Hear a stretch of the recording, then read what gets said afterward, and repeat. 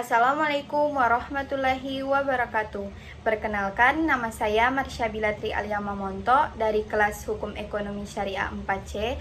Jadi, pada video ini saya akan mempresentasikan materi dari mata kuliah Hukum Perbankan Syariah, yaitu materi yang pertama, produk-produk perbankan syariah. Poin pertama, penghimpunan dana. Penghimpunan dana di bank syariah dapat berbentuk giro, tabungan, dan deposito.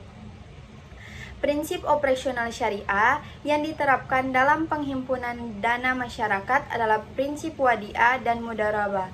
Prinsip wadiah yang diterapkan adalah wadiah yahdamana yang diterapkan pada produk rekening giro.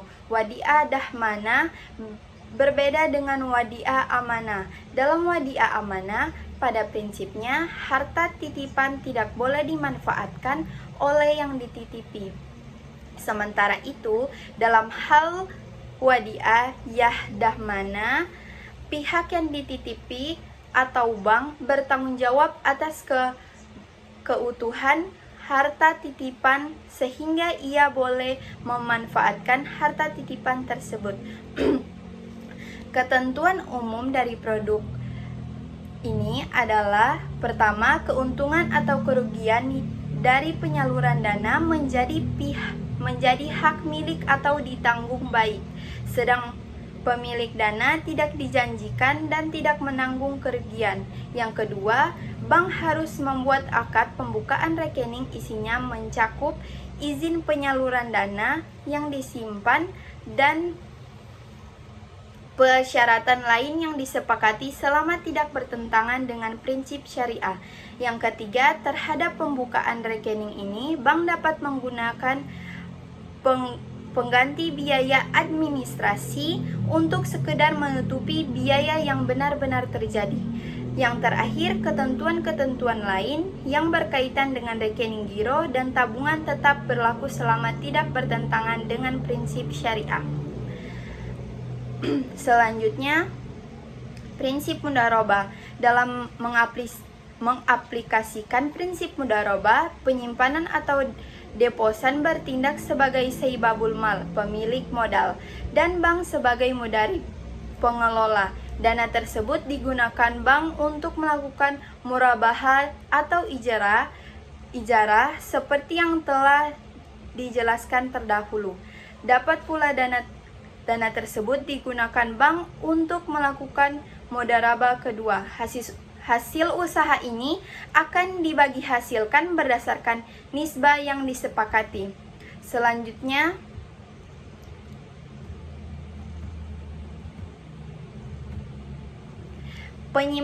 penyaluran dana. Dalam menyalurkan dananya pada nasabah, secara garis besar, produk pembiayaan syariah terbagi ke dalam 4 kategori yang dibedakan berdasarkan tujuan penggunaannya, yaitu yang pertama, pembiayaan dengan prinsip jual beli, yang kedua, pembiayaan dengan prinsip sewa, yang ketiga, pembiayaan dengan prinsip bagi hasil, dan yang keempat, pembiayaan dengan akad pelengkap. Yang pertama, prinsip jual beli BAI.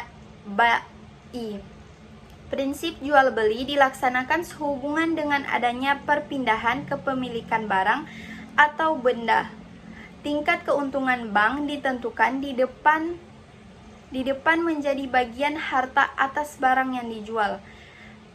Transaksi jual beli dapat dibedakan berdasarkan bentuk pembayarannya dan waktu penyerahan barangnya,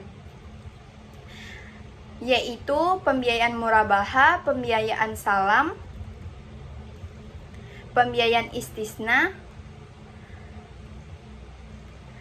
Kemudian prinsip sewa ijarah. Transaksi ijarah dilandasi adanya perpindahan manfaat. Jadi, pada dasarnya ijarah sama saja dengan prinsip jual beli. Yang ketiga, prinsip bagi hasil syirkah.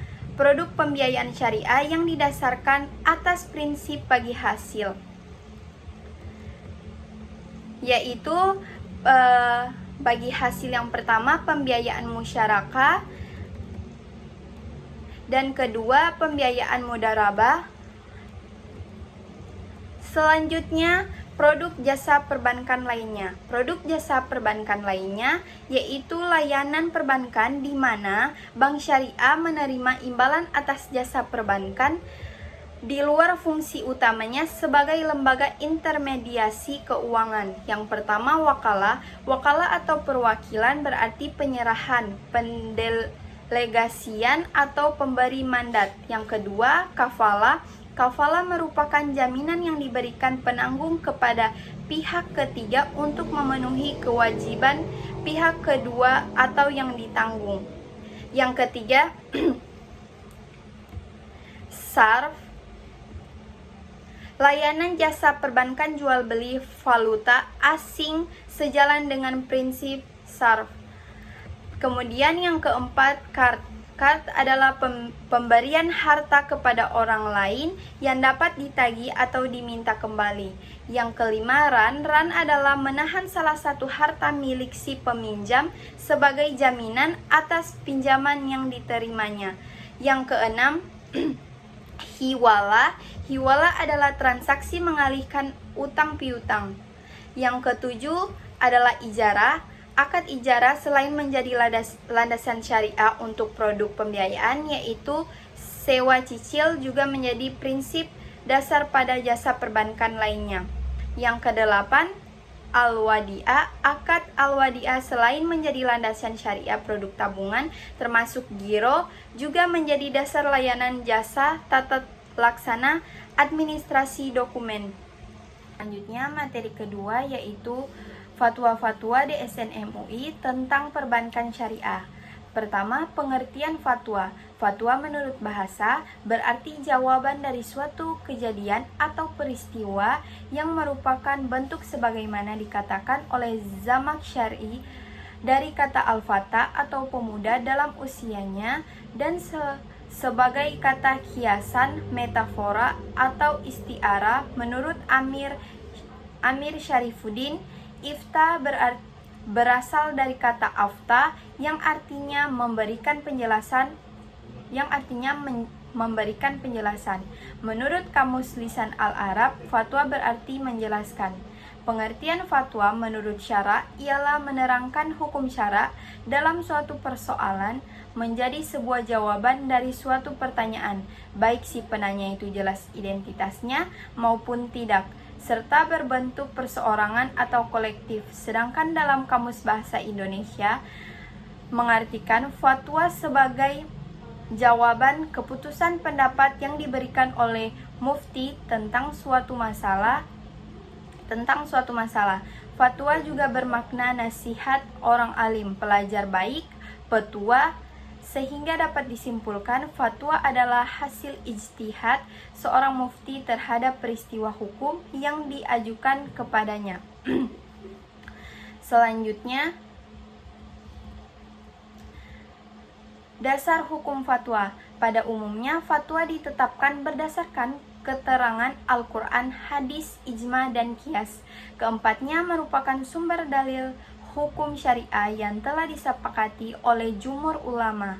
Jumhur ulama menyepakati validitas keempat sumber tersebut sebagai sumber-sumber hukum syariah berdasarkan firman Allah di dalam Al-Quran surah An-Nisa ayat 59 yang artinya, hai orang-orang yang beriman, taatilah Allah dan taatilah Rasul-Nya dan ulil amri di antara kamu. Kemudian jika kamu berlainan pendapat tentang sesuatu, maka kembalikanlah ia kepada Allah, Al-Quran dan Rasul, sunnahnya. Jika kamu benar-benar beriman kepada Allah dan hari kemudian, yang demikian itu lebih utama bagimu dan lebih baik akibatnya.